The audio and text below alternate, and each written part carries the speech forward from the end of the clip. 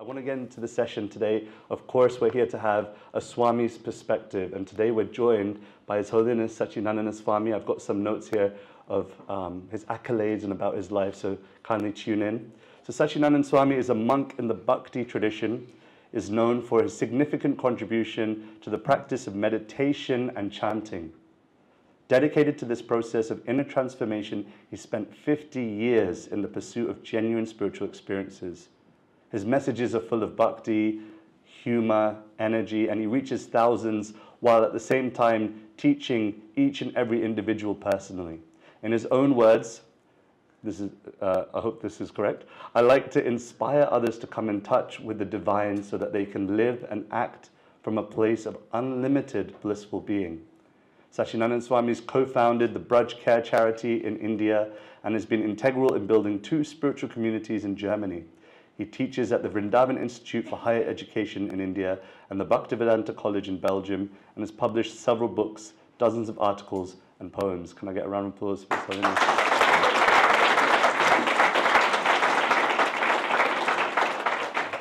So let's get stuck in. I wanted to hear about your path.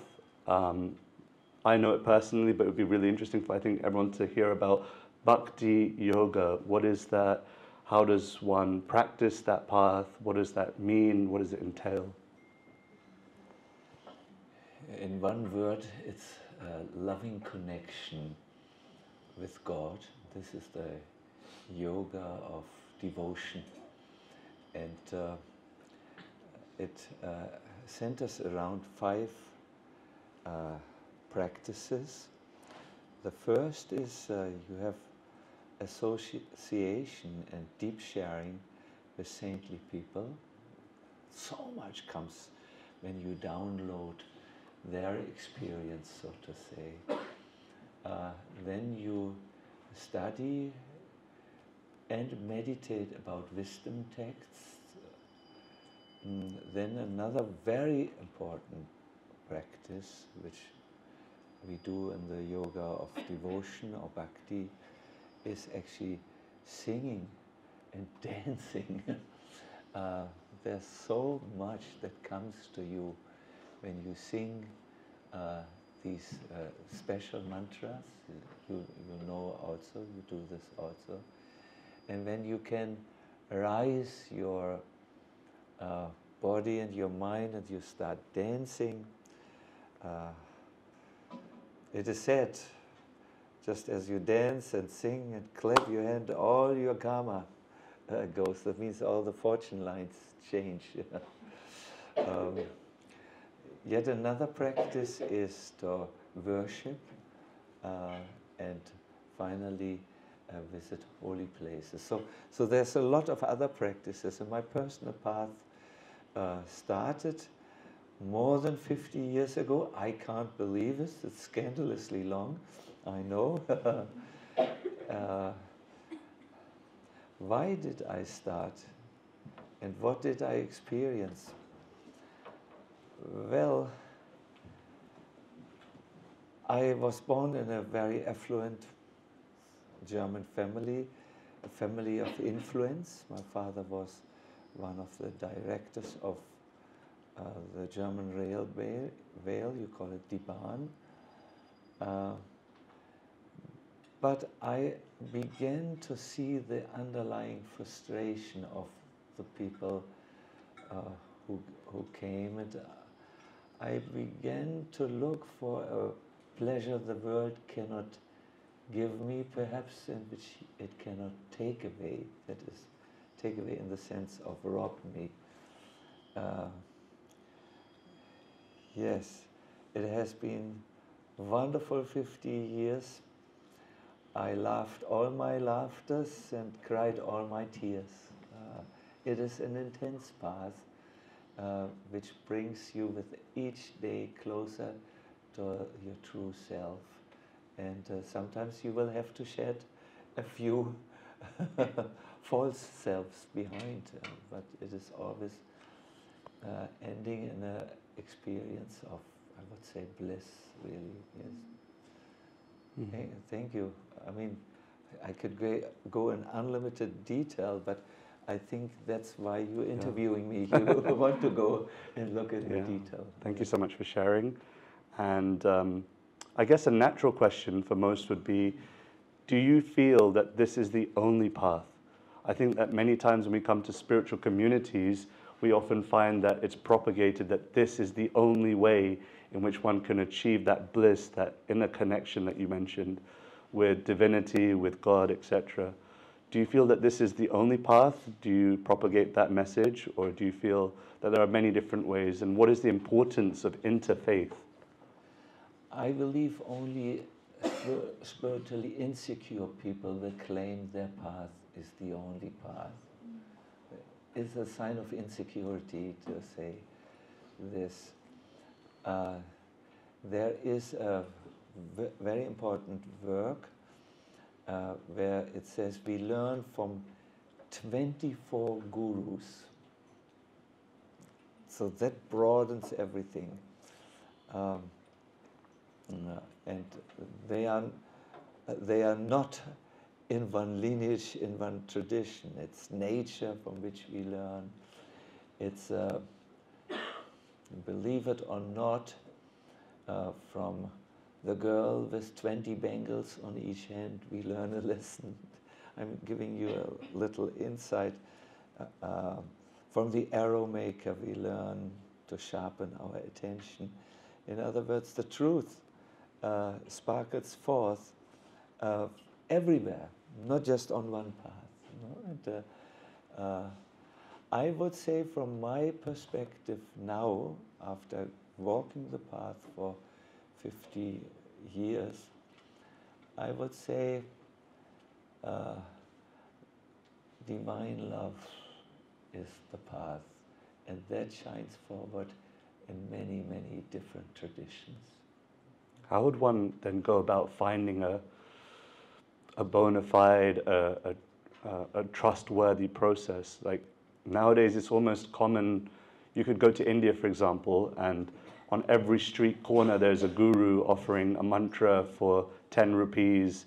You can go to, even, I mean, there's so many spiritual places in London that people can go for spiritual truth. How does one ascertain this place is a true place of spirituality and divine connection, in your opinion? By experience.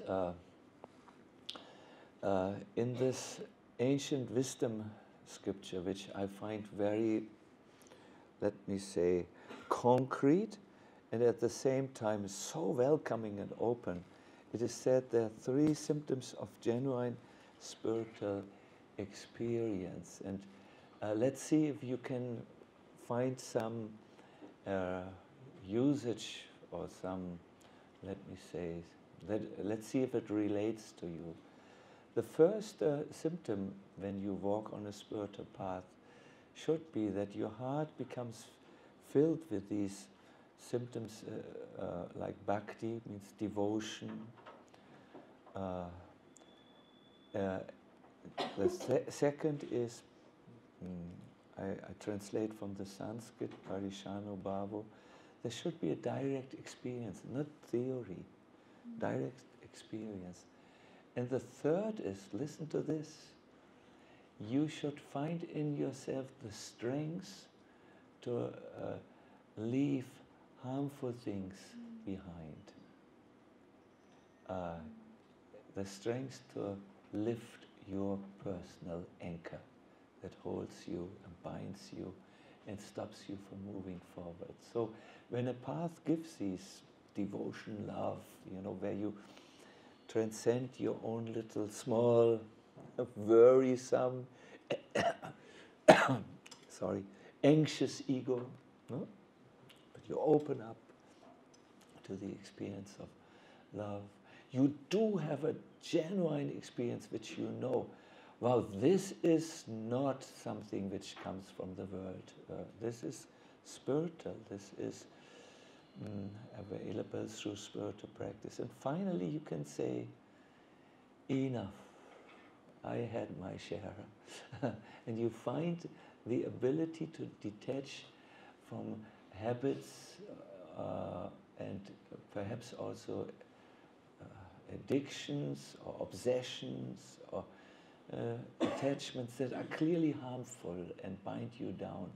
If you find the strength, then you know, oh, this works here. Yes. This discussion, is this the only way? Where you get the experience, that's the way for you. Yeah, I can so much relate to this because personally, when I first was exploring spirituality, then I was still very much, I had like one leg in one boat and another leg in another boat. And I felt like I was splitting down the middle because one path was being out with my friends, having a good time at the student union. And then another part of me was like, I really feel like there's an inner calling here, but I don't feel like I want to go all the way with that. And so that conflict was so much there. And I remember speaking to one of my friends at the time, an elder in the community, and they shared that just follow your taste. And it's interesting, like the more you spend time with spiritual people, it becomes easy to not even think about the things that other people value. And I think that it's so interesting that, especially, I think we'll all connect with this, that to live a normal life means that we're accepting the values of an insane world. That we think it's okay that, you know, at the expense of another person or even another living being, I'm going to enjoy. And that's so common in the human experience. And so I can so much understand what it is. But I want to ask something that's maybe more personal about your choice. See, for me, when I was going down that two boats route, for me, it was clear that I needed to go into family life. I needed companionship. I needed to, raise a family. I felt that that was clear for me early on. But you chose very, very, very early on in your teenage years to take up a monk life. And I wanted to understand the psychology behind that and what was the reason why you felt called to that particular path. I guess it started when I was a child. I climbed always on the highest trees, and sometimes I didn't know how to come down. So my parents, they saw he's not home for dinner. They searched for me and found, or friends told me I was on the highest tree like a little cat, afraid to come down. And so they got the fire brigade, and I was saved. I still have on my back a wound, not wounded, white scar? spot, scar, because I fell once as a child, not from high up, but from relatively high up, and hurt myself. And then my mother one day asked, why do you always climb these trees? It's dangerous. You're risking your life. And I said, Mother, I don't know. I want to be as close as possible to God. That was my little boy's answer. Help! I don't know. I can't help it. I want to be as close. It is. I believe the monk's path is the path of longing and yearning that is so strong that everything else disappears in the background, including these highly laudable goals like raising a family and taking care of children and so on. It's just an inner fire, but not everyone is born for it. And by the way, you don't have to be a monk to reach spiritual fulfillment. It is just individually my path. It started very early. We call this deep impressions in the psychology. They are called sanskaras. And once you get in contact with these deep impressions, these things that are your guiding North Star, then you would be you would become ill at ease if you don't follow them. So I had the deep sanskaras to become a monk. And if you asked me to go a little bit deeper in my answer, I totally believe I was on this path in a previous life already. Dreams, images which came up in meditation, asking astrologers, and going to this palm leaf library where your path, there are 4 altogether, where your past lives are told. They have convinced me I was a monk in my previous life. I made a mistake. I was distracted in ways that I'm embarrassed to share with the audience I don't know so well. I became, this is my second chance, and I know it and I feel attracted to it. But once again, the worst mistake you can do when you follow your spiritual path is to wear shoes that are 2 numbers too small for you. What I mean is, you try to imitate another one for whom this set of shoes is ideal. You have to be authentic also on the human level, especially on the human level. So I have seen your children, they are little jewels. So congratulations, it was a good decision. Thank you. One of the biggest worries that people have that come to, I'm going to be specific here, to Bhakti Yoga, one of the biggest fears that people have is the fear that the perception is there that we're running away from responsibility. Like, for example, when I first came to Bhakti Yoga, my mom and dad made it very clear to me, don't go too deep. You're going to get brainwashed.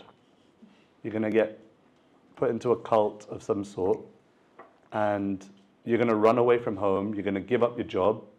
You're going to shave your hair. And you're going to live as an ascetic. You have on the sides. I mean, I did give up the hair. So they were worried for no reason about the hair. But what about this point of running away? Do you think it's a valid concern? Do you think, I mean, does anyone else get this at home? Maybe those of you that are practicing spiritual. Okay, cool. So I'm not the only one. It's, I thank you very much for this question. And it's called escapism, and I have been questioned by many good people about this. And it's very interesting. Before I came to London this time, we had a little discussion in our van. I went with the people who are living in the small little ashram in North Germany by the side of a lake. It's very, very scenic and wonderful. And in the discussion somehow came up that I was asked by the members of the ashrams, can you please tell us by what values you live and what you wish to perhaps teach us or show us by your own example in the little ashram.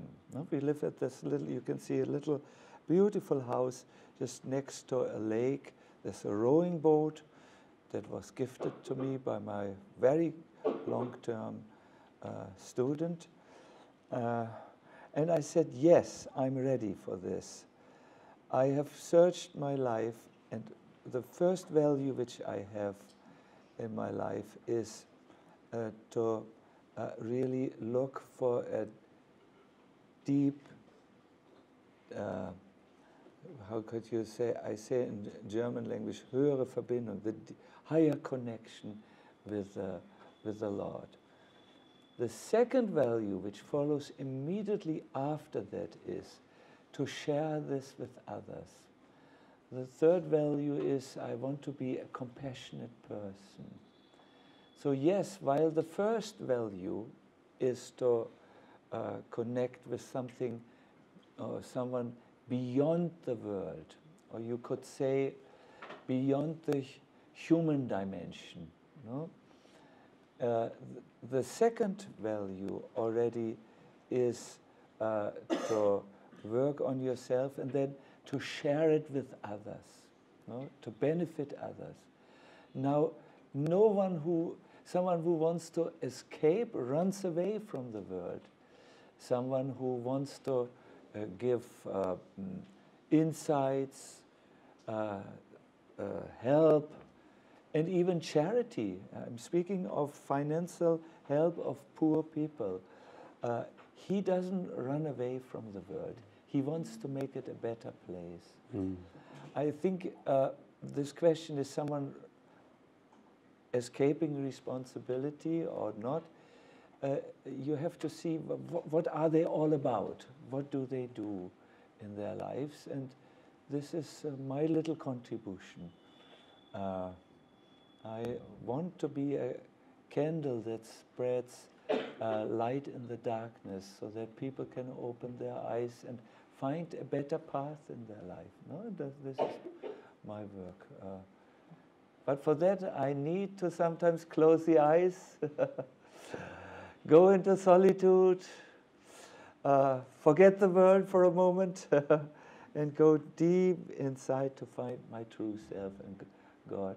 If you call this escapism, I would call it strengthening myself. Mm. Mm-hmm. Yeah, that's such a valid point. I think there's such a difference between running away and solitude. Because solitude is a choice on taking time away from the world to heighten, to deepen one's consciousness. Like, if I asked you all, how many of you want to make a change in the world? I think 99% of you put your hand up. I mean, nodding your head says it all. But then if I asked you, how many of you have meditated, contemplated, gone deep within to find out what that way is, how many of us would still be nodding our heads and raising our hands? So this point of solitude is so valuable. I remember actually 2012, I think it was, I was on a bus ride with you. And at that time, I was actually thinking of quitting university. I was completely done with it. I'd been kicked out of my first university, and I asked Maharaj, what should I do? And I was expecting him to say, yeah, join the ashram, join the temple and be done with material life. But you made it a point to me that to finish my education. And when I told my parents, they said, this is a real Swami. And so, yeah, I think it's a valuable lesson. I would thank you very much. I'm trying, but I would like to give you an analogy.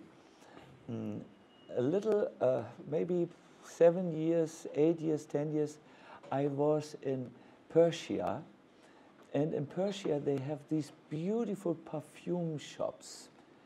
I don't know exactly on what street. We have a Persian lady with us. She could tell us where to find good perfume shops, I believe, in Tehran.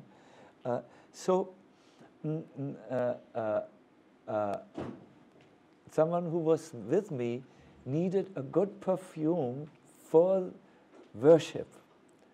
So that person went into that perfume shop and bought rose perfume.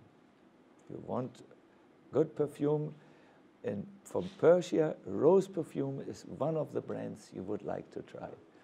And when he came back, he was smelling like a rose garden. And we all went there.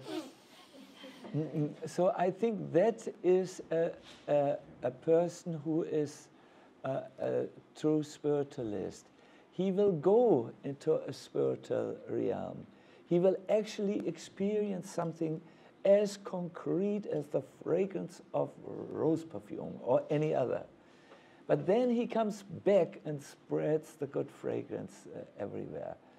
That is the highest value for a monk is daya, or compassion. You must have heard about this, no?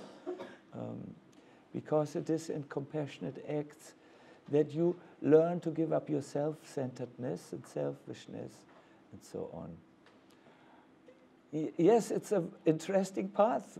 I understand not everyone goes into the spiritual realm and then comes back.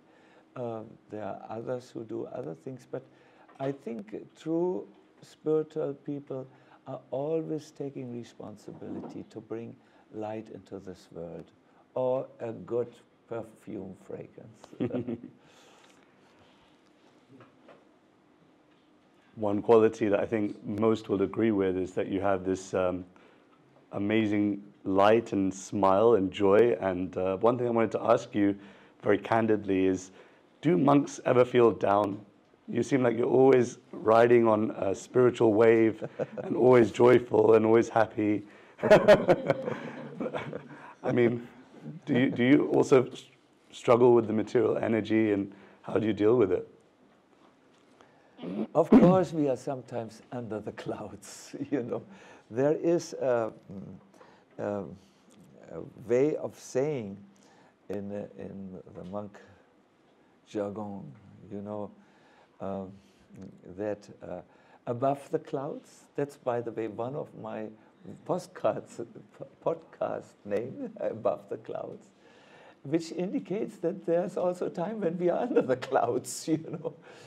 So yes, this is what it means to be a human being. You are sometimes perhaps irritated, disappointed, sad. But then the good thing is you know through your training and through the wisdom texts what to do to go above the clouds. And I think all of you have been in airplanes. Do you know this relieving feeling when you leave the cloudy, what is it, Heathrow Airport? No, they're the expensive airplanes. Gatwick, is it called Gatwick? Or there's another word, Stansted or something. And you go, oh, everything looks so gloomy. Oh, and my boyfriend left me. And all this, you know. And then you go, and your plane brings you and you to the clouds, and then you pierce over it, and then you see the sunshine, you see vastness, you think it's really not a problem. He was anyways a fool. You know, or you have another perspective on it. I'm sorry, I'm trying to learn your language and your way of expression.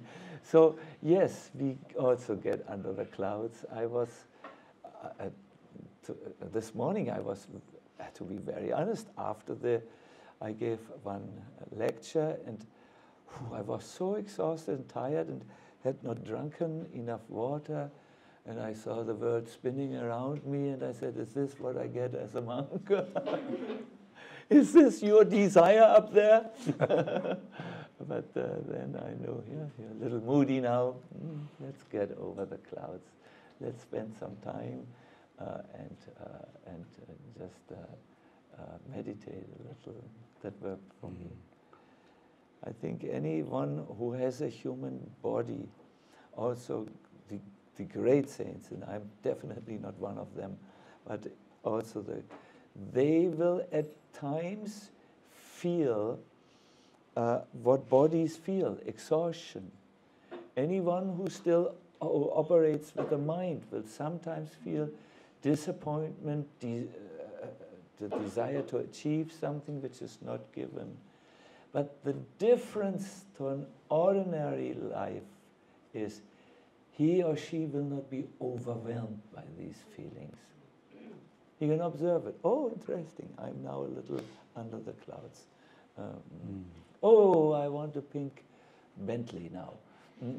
Not I, my mind wants a pink Bentley. Bentley's a car, I learned. Interesting. Not identifying with it. The problem starts when you become overwhelmed by the changing states of your mind, because you identify with them. But these things happen, please forgive me, like farting. It just happens. Okay, let's get on with life. I'm sorry. That's one way to break the ice.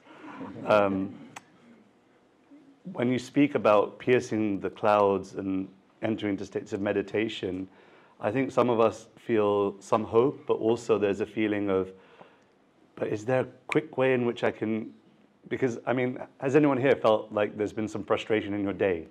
Have any of you felt frustrated today, or like a little bit moody, and need a little pick you up, need something that will pierce through the clouds quickly? Is there anything that you have like as a pocket tip, so to say, where, okay, I can notice my consciousness, my mind is getting gloomy, things are affecting me, you know, someone said something to me, etc. What would that person do in that situation? Just pick themselves up and out of the clouds? He would apply the emotional traffic light. What is that? This is a modern way of saying, stop, this is red. Then switch to yellow. That means make some distance. Observe it as you would observe a picture, perhaps. And then, in that state, think what would be a better way to respond, and then go on green and do it. I could give you Sanskrit terminus for each one, but I would like to express this in the language of a moment, Leonardo da Vinci. I hope I say his name correctly. He said so wise. Have you heard about Leonardo da Vinci? Painter, thinker, perhaps is he he's really a genius in many areas. He said, from time to time, step back and watch your painting from the distance. Then you will see where some parts need correction, where the proportion is not right, where the disharmony is there, or you may see some parts which you just need to paint over. From time to time, step back and look anew. After all, your painting should be a masterwork of life. So you understand what this means in life. From time to time, step back from your life in London, UCL. Is it called? We're at LSC today, right? LSC. LSD? E. You never know what the Englishman will do.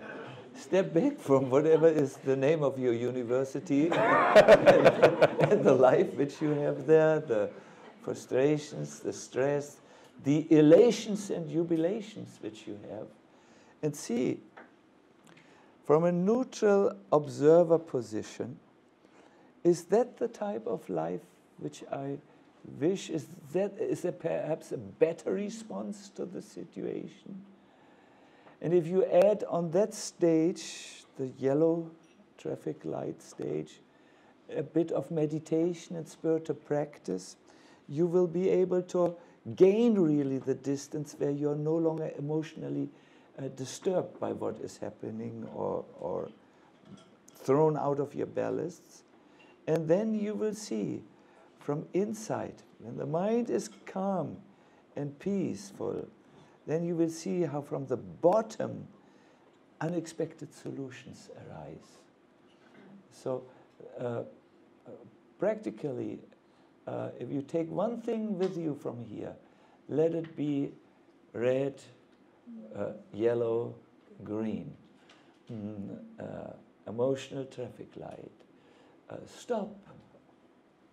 Don't just react. Step back. Perhaps spiritual practice, and if you have some spiritual practice, that will help to also bring your emotions back, which might still be so much engaged in the situation from which you really want to step back. So meditations cut this unhealthy connection, and then a new solution, a new approach will sometimes magically appear. I believe if people would just have stepped back, thought deeply, looked for a higher connection, and then with a new solution, step forward. So many wars, so many divorces, so many broken hearts would have been avoided. So much appreciate that answer, because I found that even if I don't get to green, even if I don't get an answer, just the stopping point before reacting. Like, I think there's this famous quote, I think it goes something like, forgive me if I get this wrong, a few moments of patience in a moment of anger saves 1,000 moments of regret. Wow. And so, Who said that? I have no idea. Yeah. Google it. Yeah. But the point is that just Yes. this stopping before acting has saved me so many potential moments of regret. And yeah, it's almost the culture nowadays in the modern world to react to everything immediately. Like, you have to have an opinion on something as soon as it goes on the Twitter feed. As soon as it goes out on Instagram, you need to have an opinion on it. Which side are you on? Are you left? Are you on the right of politics? Are you on this? You know, there's too much pressure on reacting immediately. So this point that you made about the emotional traffic light is just so valuable. And yeah. When someone asks you what side you're on, you can say, I'm trying to be above the clouds. Thank you so much.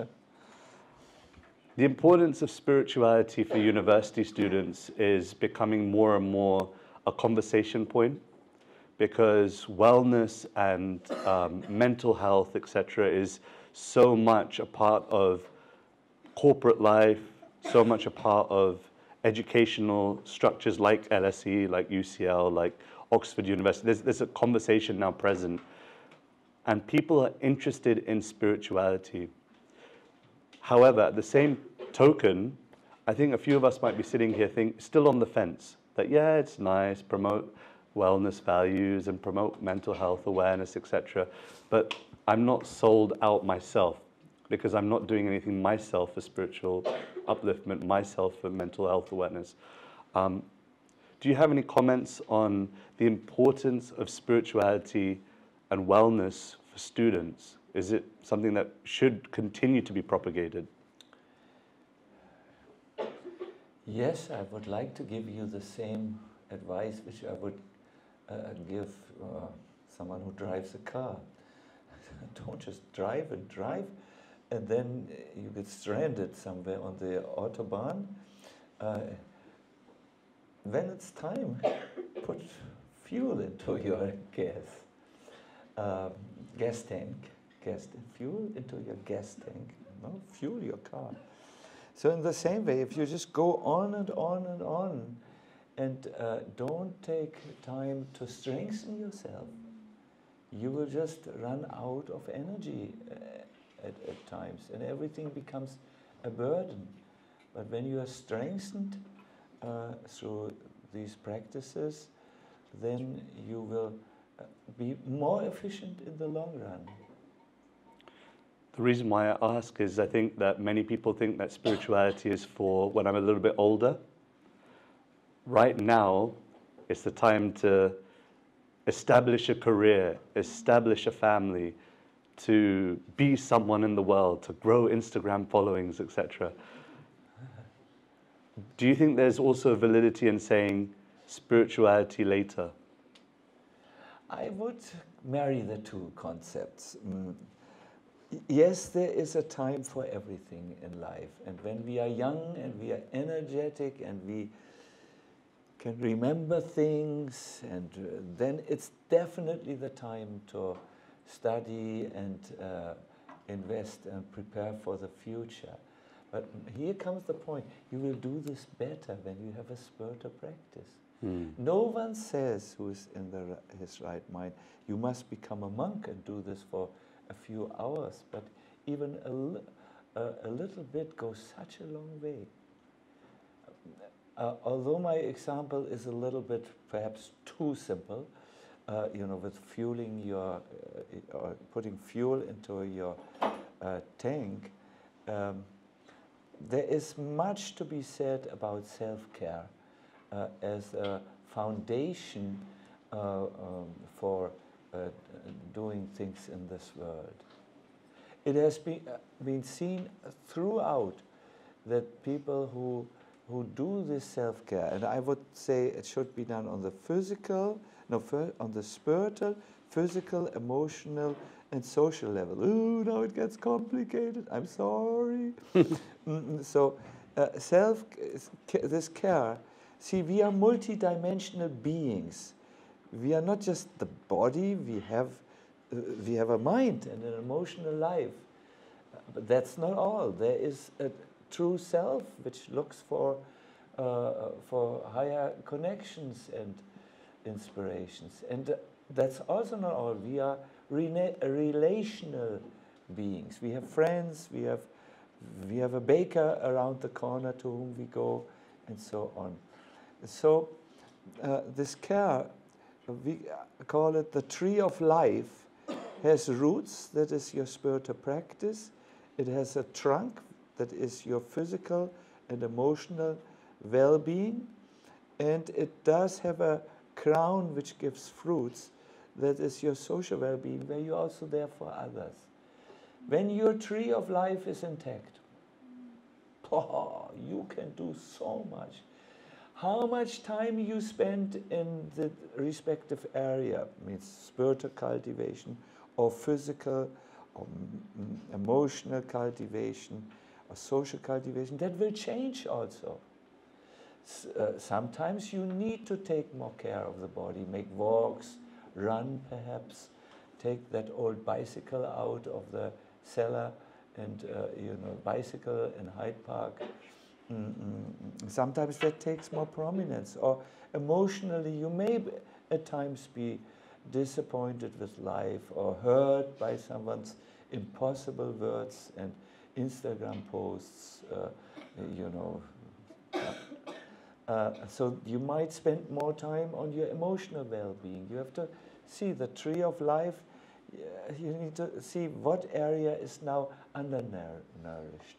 And sometimes you might just say, university is over, summer holidays have come, I will now take concentrated effort in my spiritual cultivation. I have time, let me see, is there an ashram to whom I feel attracted, have maybe an ashram week, do something really out of the box, get a jump start in spiritual life and then continue afterwards, and so on.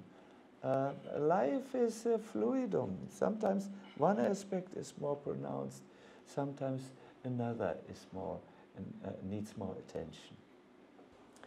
There are definitely sad moments in the prison and happy moments in the prison when a nice dish is served. The spiritual person understands that both happiness and distress are material experiences, and beyond this vast array of pleasant and unpleasant material experiences, there's something that is higher even than the most pleasant of experiences. Therefore you find in many scriptures one who is equiposed both in happiness and distress. He can move forward to the spiritual enlightenment. Obviously, we poor starving people, starving for happiness, are very happy when there's a phase in our life. But there's something much beyond this material happiness. I would answer your question like this. When you do your spiritual practice, put all the experiences of this world on the parking place, both the sad and the happy experiences, and then you can visit them later, and after you have risen your consciousness, and you will not become disturbed when you enter into your sad experiences, because you might have to deal with them, you might have to have a talk with someone, or hang the president of the universe. Just joking. I thought this is British humor, and you would now crack up in laughter. Of course, no one should hang anyone. And also when they're pleasant experiences, you can go back and deal with them maturely, but from another platform, the platform which you have accessed in your spiritual practice. I feel like some of those things, it's a balance between it being the right path and you putting in enough effort. So how do you know if something is not working for you? That it's not the right path for you versus you're not putting in enough effort and not trying genuinely? Wonderful, wonderful question, yes. This is when you go to a university, you learn to think. Yes. You may forget the subject matters, but you can think, yes. Obviously, you only get something on a spiritual path when you make the effort to dig deep. There was once a man in India who wanted to dig for groundwater. So he dug a hole of 3 meters. There was no water. Then he went to another place. He dug a hole of 2 meters. Again, no water. He went to another hole and desperately dug a hole at other place and desperately dug a hole, I think 3 meters, 50 or so. So again, no water. Now, if he would have dug at the same place, would be 3 meters plus 2, that is 5, plus 3.5, that is 8 meters and a half, I'm sorry. And perhaps there would have been water. Usually, when you go deep, there is a stronger likelihood that you obtain water. So, yes, effort is necessary on any path to obtain something. Now, how do I know that I should stick on the path and put more effort, or that it is perhaps not my path and I should stop endeavoring? I would like to answer this in a very personal way by telling you my experience in my life. I took to the spiritual path when I was young, and I was foolish, and I was angry. I was, as I told you, I was very disappointed because of something which went on in our family, which had to do with a lot of money, cheating and all. And I thought, there's enough. I will take to a total out-of-the-box path now. And I practiced, and I said, I will do this for 1 year, the monk's path. Then after 1 year, I will decide if I stay on the path or if I either try somewhere else, in another tradition, on another path, or if I become a guitarist in a rock and roll band. Just do something totally different. By the way, I'm not so talented. So after 1 year, if I'm very honest with you, I had, because I was so immature from my perspective now, I did not have gained much. But at the same time, I had the firm conviction, if I now apply myself a little harder, I will get something. That conviction is necessary. And it can come from, let me say, at least 3 sources. One is you have a little experience that is perhaps like a flash of lightning in the darkness, and boom, then it's gone. The second is you see a convincing example of people who are on that path and who have gotten something. And the third, which I can immediately come up with, is that you look that in the wisdom texts of your tradition where you study, there's something so convincing that speaks so directly to the deeper place within you that you say, yes, it's true. I'm just too covered, perhaps, to see it.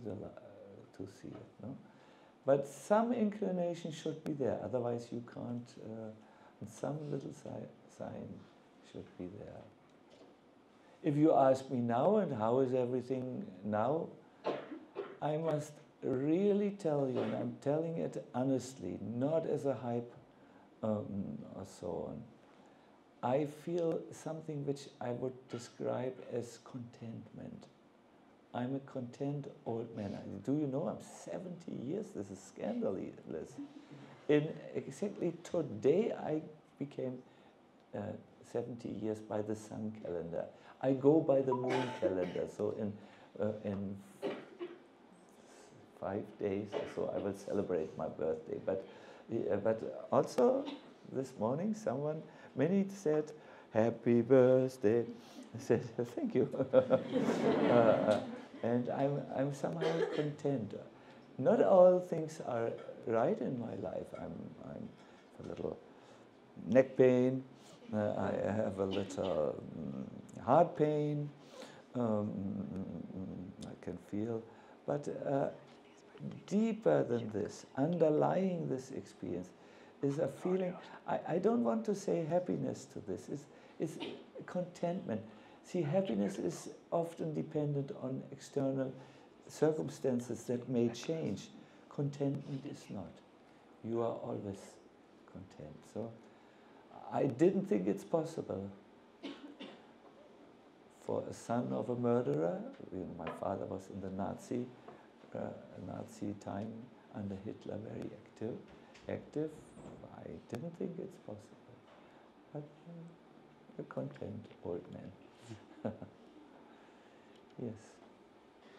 I would say when I first started the journey of Krishna consciousness, self-discovery, I was very energetic with chanting, and it was everything was very sparkle and glitters. But then as time went, I felt like I'm losing the spark and the taste, especially in chanting. How can I revive the spark? Wonderful, wonderful. Thank you for your very relevant talk. Yes, there is a word for this in the tradition. It's called utsahamayi. It's the enthusiasm that is there in the beginning. The analogy has been given when when a young boy gets a book, preschool entry, he's given, this is your book, Wow, I have a book. I'm a learned scholar. He goes like this through the world. Here are my pencils, and so on. And then he finds out after some time, I don't know anything. I can't even read. I have the book, but So this enthusiasm in the beginning, which is very much dependent on external things, like, oh, now I have a book, I'm a learned scholar, see. That has to be, you have to move further. In the beginning, we have we are beginners, and we feel beginners' enthusiasm, but that will wane after some time. It will go away because it is connected with external appreciation, not deep realizations. And so as we go on, we really have to steer out of the initial phase of the beginner's enthusiasm and connect with sources of enthusiasm that have nothing to do with these externals. And it's not my analogy, it's a traditional analogy. It would be that the Brahmin, the boy who has this book, has now learned to read the book, and wow, and reads, and wow, so much discovery. Then, and perhaps later he will also apply the wisdom text. And so you have to see how you can nourish yourself on the spiritual path, and what may be good and enough at the beginning may not be good when you move onwards. We are dynamic. Spiritual path should be dynamic, and it should be. I can tell you from my life, when I was starting, there were things that made me enthusiastic that nowadays I just go, yes, beginner's enthusiasm. Now I need something else. There's so much treasure on the path. Never think, now I got it. It is said one should always practice in a humble state of mind, or I can give another word, one should always be in a beginner's mind. When you think, now I got it, this is it, you cannot learn anything more. And you desperately need to have new insights and so on. By the way, this is a reason for spiritual failure, that people think, I know enough. These people are often seen as fanatics by their outside.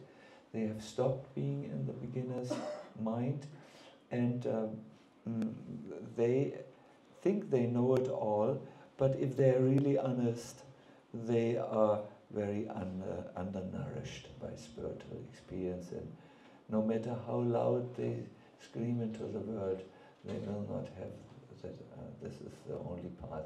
They will not have the spiritual experience which would make them satisfied in the heart. So therefore, I would like to give you a recommendation. Have a good talk about someone on the spiritual path where you see that person is a little bit experienced and so on, and that he will easily diagnose, or you need now this, please consider doing this, and then you try it, and it sometimes may not always work right on the first spot, then have a talk again and say it didn't really work so well, and then soon you have it. There are a few choices. But thank you, and wish you all the best. Continue to march forward. March is not the right word, to move forward.